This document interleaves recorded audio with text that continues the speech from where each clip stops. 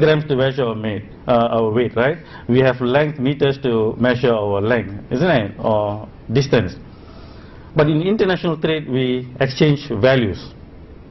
In trade business, we exchange values, right? But we do not have a measure of value in present system since 1971, when the Bretton Woods collapsed. So this is the missing thing, the measure of value. So you can only measure value with real things, things that have the characteristics of money. So that is the reason why we have to go back to gold, silver and real things and as a measure of value. And because the present system has created so much of imbalance, because you see, if you give me the right, let's say this is the economy, if you give me the right to create money, I can just create money and give you guys a loan at a compounded basis. Soon you'll find most of your wealth will accumulate with me.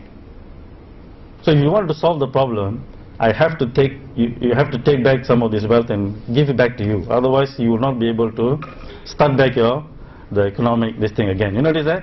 So when the system accumulates so much of wealth with me, I have got to give it back. So that's why redistribution of wealth is necessary. You see, the subprime crisis when it took place, more than 5 million homes were foreclosed. 5 million, you know. So if I'm a bank manager, I just have to go and choose which one I like. Right now. Right now. So the solution they are currently suggesting is Euro bonds. You know what are Euro bonds? It's more debt. The problem is debt, and then you create more debt. How to solve problem with a debt with another debt, is it? You see, you need to understand problem solving in micro and macro.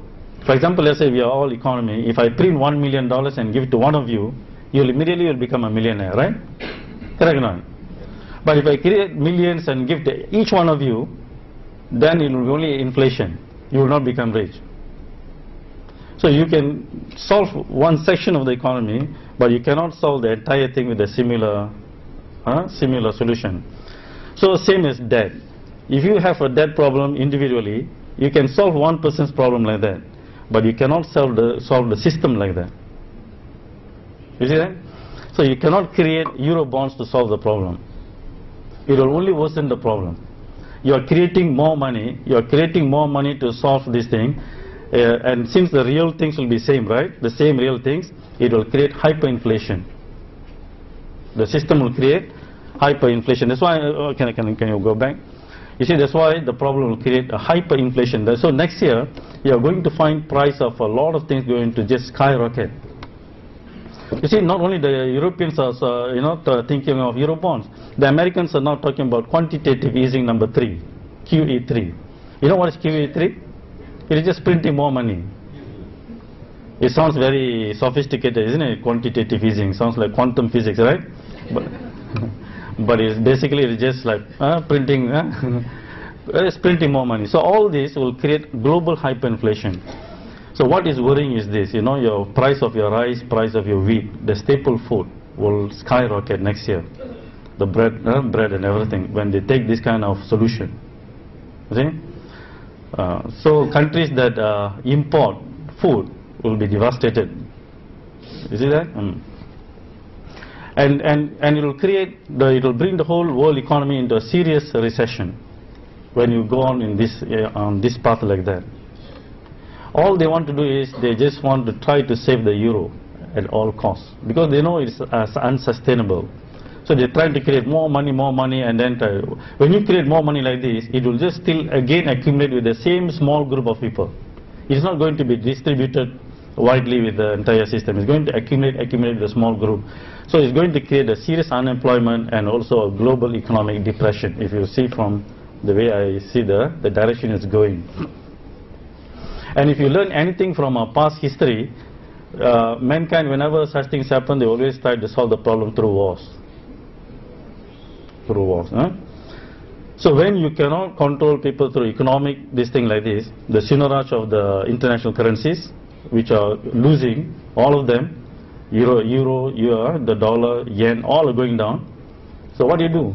You go and take the people's real resources, take over the real resources. So that is the reason why you see the game in the Middle East. It is actually a war for oil. It's a control for oil. Because if you control the oil resources, you can control China, you can control everyone, because they all need the oil for the economic engine. You see that? Even Alan Greenspan in his book, the Age of Turbulence, he mentioned the Iraqi war is for oil. It's in the book, right? You can say it is for all the mass destruction and all the stuff, but it's for oil. Huh? So if you see the game, there's only one country left for them to take on. The moment if they get Iran, then the China will be subdued. So the whole game, it is not all this Islamic terrorists and so on. It's basically to check the rise of China, basically China and Russia and so on. So that is the reason. If you notice recently, the general in China, right? He gave a warning. If you touch Iran, then it's a war.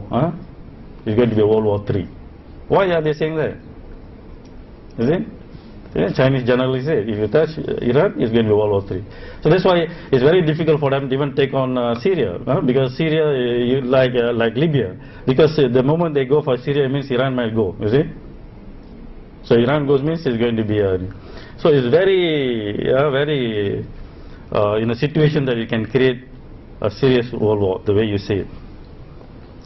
So if you see the entire scenario, now because the solution is not taken, because they didn't give the debt relief, and they have opted to create more debt and more fiat money to solve the global crisis, I think we are going to face a serious plunge next year. It is all very close. With only in the political game, it's only Iran that is left. So just to give you an effect of all this on gold, you notice the exponential growth of gold price, isn't it? So to give you an effect on gold, you see the gold is the real money. Mankind learned gold is the real money. That is the reason why, even though the Federal Reserve that prints the dollar, and they don't back the dollar with gold. You cannot go to the Federal Reserve with your dollar and ask for gold. They won't. It's not redeemable. And yet, they are the largest holder of gold in the world, isn't it? Right? In front of Fort Knox. So why is it? Because they know it is the real money.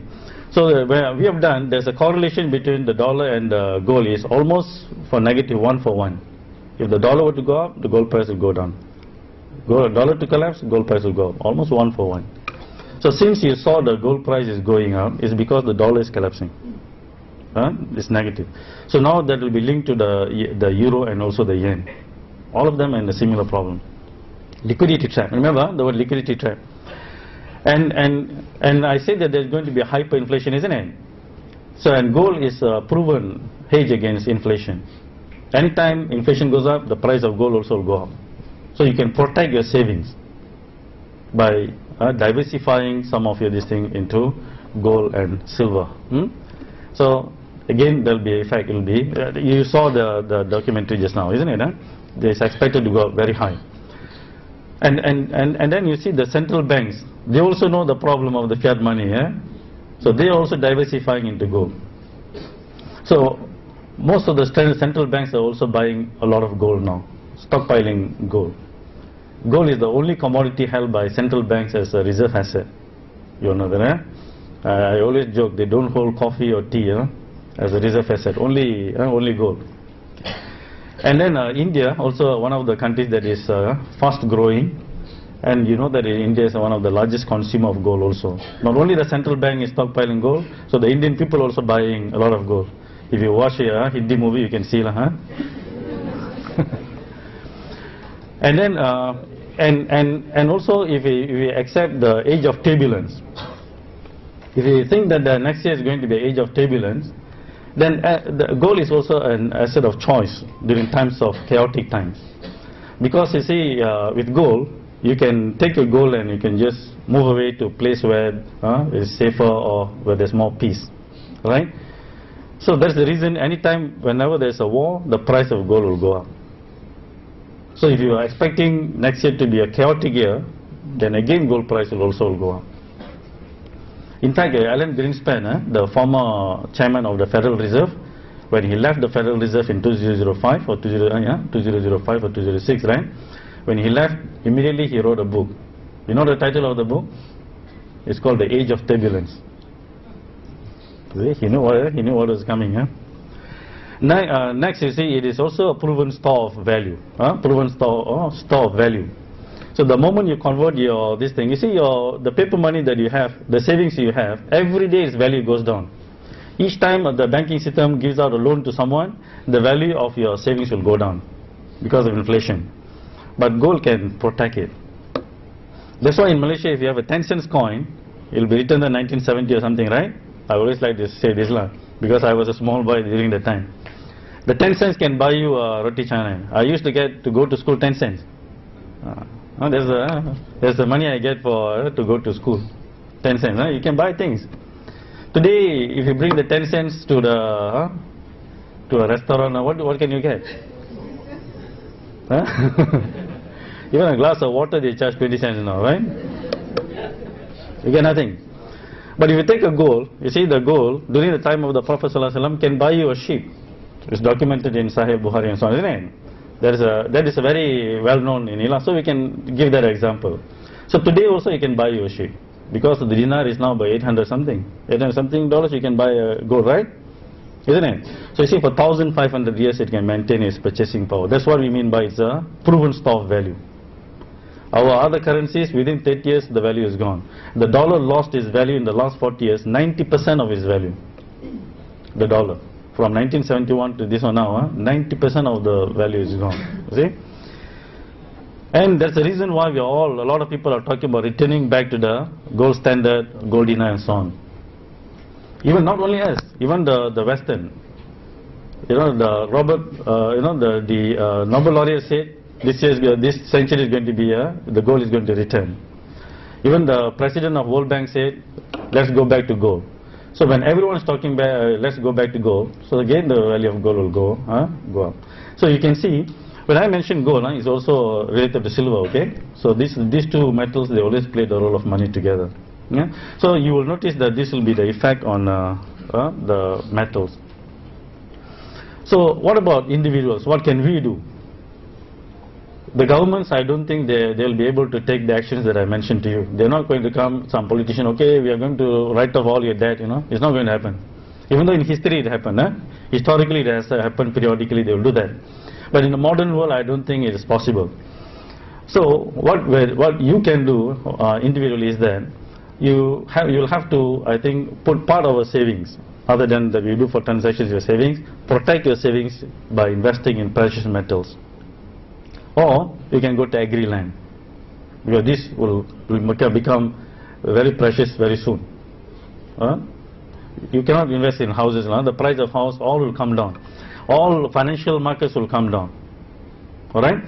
Except commodity markets will rise, and land also. And protect also with complementary currencies. Complementary currencies are systems, monetary systems that will coexist with the national system, electronically or so, and by other means. And then you can use that to protect yourself. The moment you have a complementary system working parallel, you can protect. And in fact, in my opinion, the complementary currency systems are very important. You can go and Google it. There are many websites that will give you a lot of examples of complementary currencies.